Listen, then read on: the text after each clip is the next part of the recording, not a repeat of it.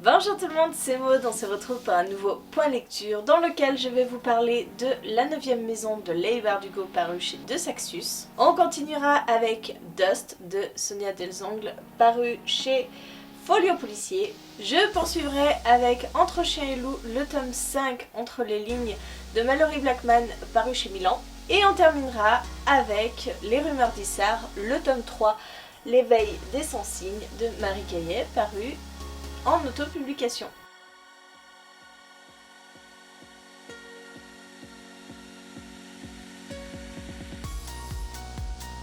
Allez, on commence avec cette bricasse. J'ai beaucoup aimé ce livre. C'est assez différent de ce que nous a proposé jusqu'à maintenant Leigh Bardugo, puisqu'on est dans notre monde, on est dans une prestigieuse université avec alors c'est pas des sororités, c'est plutôt des grandes maisons, des sociétés secrètes.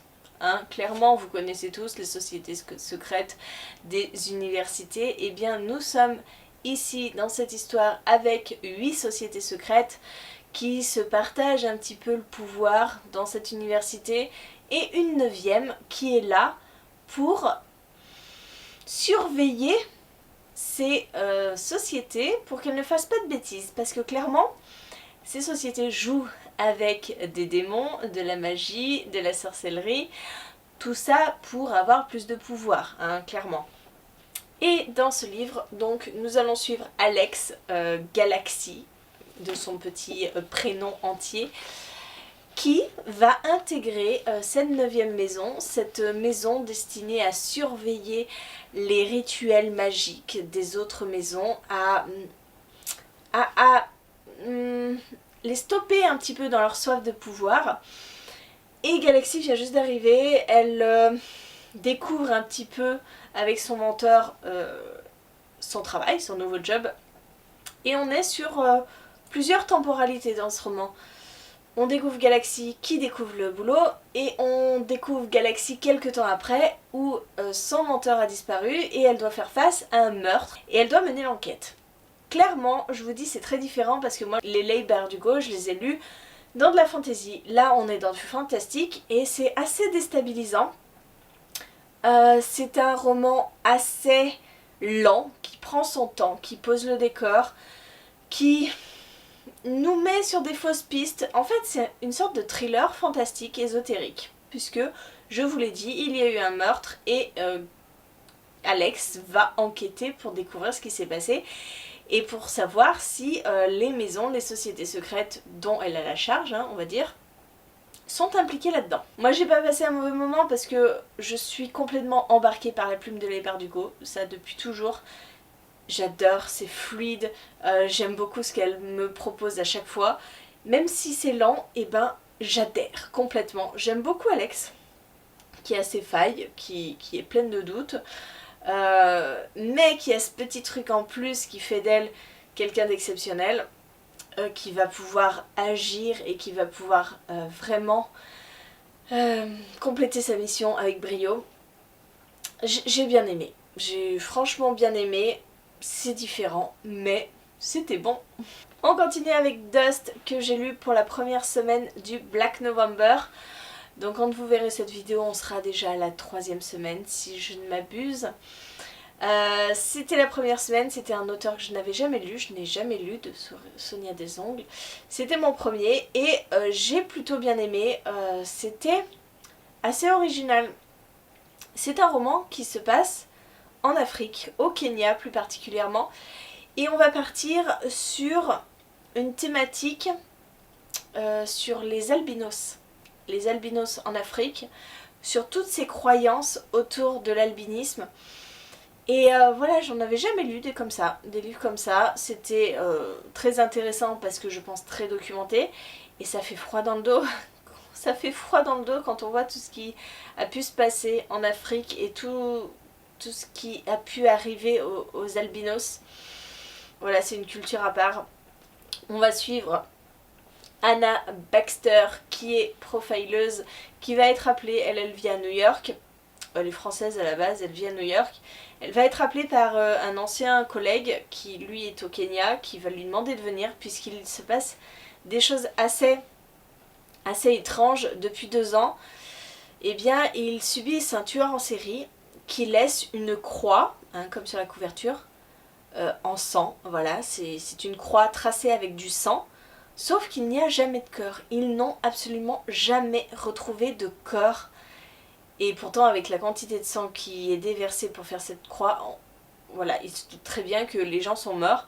Mais impossible de retrouver le tueur, impossible de savoir où sont passés les corps. Et donc, Anna va partir en Afrique pour démêler un petit peu tout ça. Et comme je vous l'ai dit, elle va être confrontée à toute l'horreur de ce qui se passe pour les albinos. Et ouais, moi j'ai bien aimé. Alors il y a des scènes, elles sont terribles. Terribles, mais quand on voit les massacres qui se sont produits en Afrique, et ben malheureusement c'est la dure réalité, hein. Les machettes tranchent très facilement dans la chair. Mais c'était un roman assez coup de poing, j'ai trouvé. Vraiment, c'est quelque chose d'assez, pas gênant, mais on est mal à l'aise, hein, franchement, parce qu'on sait que ça a pu exister, que ce genre de choses a existé. Mais c'est peut-être nécessaire pour faire prendre conscience, justement. Et puis voilà, hein, sous-jacent, on voit toutes les thématiques de la discrimination que même des noirs font subir des choses atroces à des gens qui ont à la base la même couleur de peau, sauf que voilà, dépigmentalisés. Donc ça se dit dépigmentalisés? Non, je crois pas. Dépigmentarisés. Bref, vous m'avez compris, hein, voilà. Donc des albinos qui sont blancs, qui sont très pâles au lieu d'être noirs. Bref, moi j'ai passé un bon moment, j'ai pas trouvé ça trop long. L'enquête est bien menée. Il me semble que les chapitres sont courts, donc on passe très rapidement d'un personnage à l'autre, d'une situation à une autre. Et on voit quand même pas mal de personnages, on se concentre pas que sur Anna Baxter, mais on voit vraiment de tout, hein, voilà, d'une personne albinos, d'une personne qui fait du trafic d'êtres humains, d'une personne qui s'occupe des centres albinos, des enquêteurs sur les meurtres. Voilà, c'est vraiment très complet comme livre. Et voilà, je vous recommande si une aventure au Kenya vous tente. Je vous parle à présent de mon avis sur Entre les lignes, le petit dernier de la saga Entre chien et loup. Voilà, il vient juste de sortir, c'est la nouveauté. Et franchement, donc j'ai lu en lecture commune avec Céline et Marilyn. Et c'était particulier parce que les 2 personnes avec qui j'ai lu ce 5e tome se sont arrêtées au 3, je crois. Voilà, mais n'ont pas fini le 3. Hein. Marilyn n'a pas fini le 3. Donc, comment vous dire que... Eh ben, j'ai essayé de le... Bon, Marilyn, j'ai essayé de lui expliquer ce qui s'était passé dans le 4, parce que, clairement, si vous n'avez pas lu le 4, vous ne comprendrez rien. Rien du tout à ce tome 5. Parce que dans ce tome 5, nous suivons Tobey et Kelly, qui sont très présents dans le tome 4. Voilà, c'est leur histoire, le tome 4. Et pas seulement, hein, pas seulement, puisque nous avons encore un 3e couple qui arrive dans ce tome 5. Mais l'histoire de Kelly et Tobey est quand même très présente. On a des flashbacks où on remonte à leur histoire et ce qui s'est passé après le tome 4. Donc, je vous déconseille fortement de lire ce tome 5 si vous n'avez pas lu la saga. Entre chien et loup, c'est l'histoire des Nilim, des primas. Les primas sont noirs, les Nilim sont blancs et voilà, il y a toujours ce problème de couleur de peau à l'inverse. À l'inverse, les noirs sont puissants, ont les meilleurs jobs et les Nilim ont été esclaves et maintenant essayent d'avoir des droits. Et on est avec un 3e couple, une relation très différente des autres, parce que dans les autres tomes, c'était vraiment une relation d'amour qui se nouait. Là, là, ça tend pas vers l'amour. Enfin, ils se haïssent, ils se sont aimés, ils ont été amis, etc. Mais maintenant, ils se haïssent profondément. Et en ça, je trouve que c'est assez différent. Et la grosse différence pour moi dans ce 5e tome, c'est que enfin j'ai eu ce que j'attendais depuis le début de cette saga, c'est-à-dire une sorte de discussion, une sorte d'appréhension de ce qui se passe dans la société pour cette discrimination entre noir et blanc. Depuis le début de la saga, moi je pensais que cette saga était simplement pour parler vraiment de cette discrimination, de voir un petit peu les effets sur la société. Et en fait non, jusqu'à présent c'était de la haine pour la haine, de la violence pour la violence, et sans vraiment questionnement. Sans vraiment un questionnement. Je vais aller trop vite, je mâche, je bouffe des mots. Et là, ce tome 5, enfin, on va avoir une personne qui va accéder à la politique, un Nilim qui accède à la politique et qui va défendre ses idées, défendre ses droits. On a aussi des articles de journaux qui nous expliquent un petit peu ce qui s'est passé un petit peu dans la société, ce qui a pu se produire entre Nilim, Prima, ce que pense chacun. Et enfin, je me suis dit, oui, c'est ce que je veux depuis le début, et enfin, on a des revendications, on a quelque chose qui fait avancer l'histoire. Parce qu'avant, franchement, la milice de libération, c'était simplement, on est Nilim, on veut des droits, mais en fait, on veut pas les mêmes droits que les primas, être au même stade. Non, on veut détruire les primas pour prendre leur place. C'est pas un argument, ça. Là, on a un argumentaire autour du fait que les Nilim sont comme les primas et ont le droit autant que les autres. Voilà. Et puis, je dois bien avouer qu'avec le tome 4, je m'étais un peu attachée à Kali et Tobey. Donc, j'étais quand même assez contente de les revoir, là. Clairement, j'étais contente. Donc, pour moi, ce tome 5, c'est inespéré, mais pour moi, c'est le meilleur de la saga.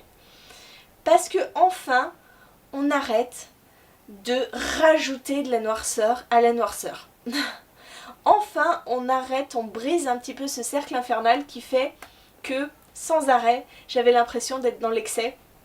Et que, après le viol, après le suicide, après les attentats, après pratiquement un infanticide, la coupe était pleine. Bon, là, je vous dis pas que c'est tout rose, hein. Non, non, on a encore d'autres merdes qui se rajoutent par-dessus. Mais j'ai l'impression de voir cet infime petit espoir que je cherche depuis le début. Et enfin, j'ai l'impression de le voir, cet espoir. Donc, clairement, pour moi, je l'ai bien aimé, ce tome 5. Je l'ai bien aimé.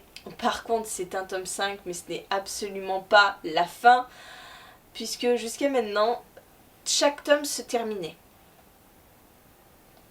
Là, non mais là c'est pas une fin. Clairement c'est pas une fin, ça se finit, il y a 3 petits points et puis tu te dis ah, bon bah faut attendre la suite. Voilà. Mais je suis quand même contente d'être allée jusqu'au bout pour lire ce tome 5 qui m'a un petit peu réconciliée avec la saga. Après il faut voir pour ceux qui ont adoré la saga principale, ce qu'ils vont penser de ce tome 5. Peut-être certains vont trouver ça étrange parce que ça change un petit peu du reste de la saga. Et enfin, je termine avec Les Rumeurs d'Isser, le tome 3. J'ai terminé cette saga, mais je suis tellement triste. Et voilà, c'est fini. Et que vous dire, j'avais eu un énorme coup de cœur pour le premier tome parce que cet univers était tellement original. Waouh, on est dans un univers de 1001 nuits avec des djinns, avec Ejan qui est réparateur de tapis volants. Clairement, on ne peut pas faire plus 1001 nuits. Mais en même temps, il y avait tout ce côté signe zodiacal qui était hyper original parce que à 16 ans, tous les enfants vont au temple, au palais, chercher leur médaillon, leur talisman. Et avec ce médaillon, qui symbolise leur signe astrologique, ils acquièrent un pouvoir.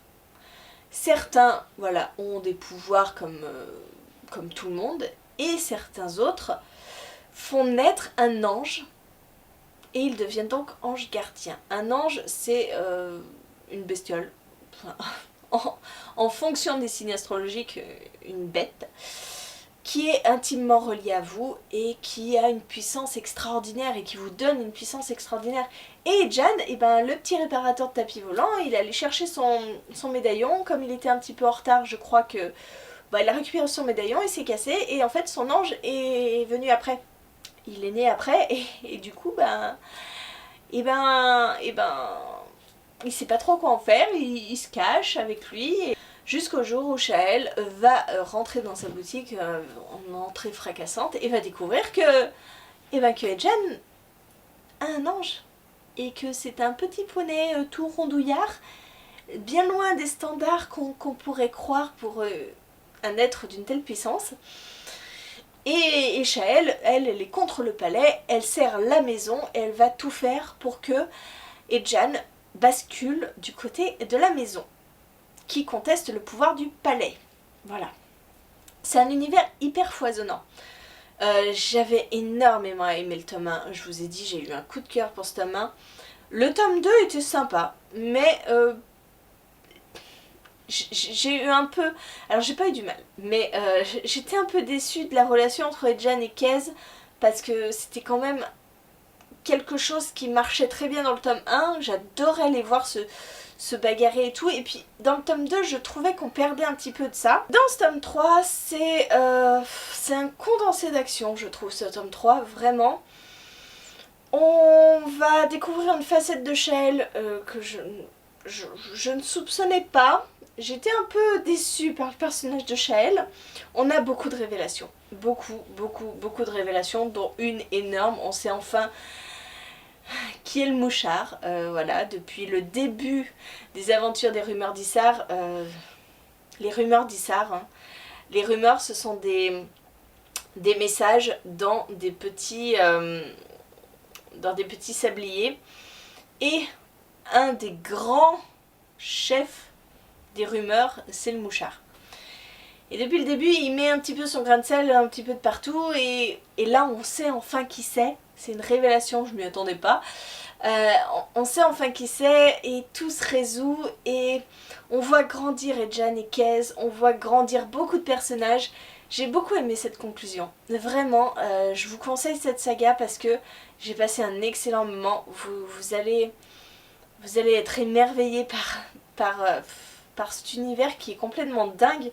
Franchement, allier la mythologie orientale un petit peu avec tout ce qui est astrologie, vous allez essayer de vous comparer un petit peu hein, suivant votre signe astrologique. Moi je suis Scorpion et quand vous voyez le personnage du Scorpion, vous vous dites ah, je suis comme ça, et faut vous remettre en question. Mais ouais, c'est drôle parce qu'on s'identifie, on essaye un petit peu de voir les traits de caractère. Et c'était vachement bien. Franchement, ce troisième tome, il bâmait quoi, ça en envoyait du lourd. Voilà, la boucle est bouclée, on a le point final et c'était vachement bien, très bien mené. Et je suis contente d'avoir fini cette saga et je pense que je me la relirai. Je dis souvent ça pour les sagas que j'aime, mais j'aimerais vraiment prendre le temps de relire les sagas que j'ai aimées, et les rumeurs d'Issar, eh bien... ça va faire partie des sagas que j'ai aimées. Voilà, je vous ai parlé de ces 4 lectures. J'espère que vous avez apprécié la vidéo. Merci de l'avoir suivi jusqu'au bout. Je vous fais des gros bisous. Je vous attends en commentaire pour que vous puissiez me dire si vous aussi vous avez lu un de ces livres, ce que vous en avez pensé. Et en attendant, je vous souhaite une très bonne journée, de très bonnes lectures et je vous dis à très bientôt pour une nouvelle vidéo.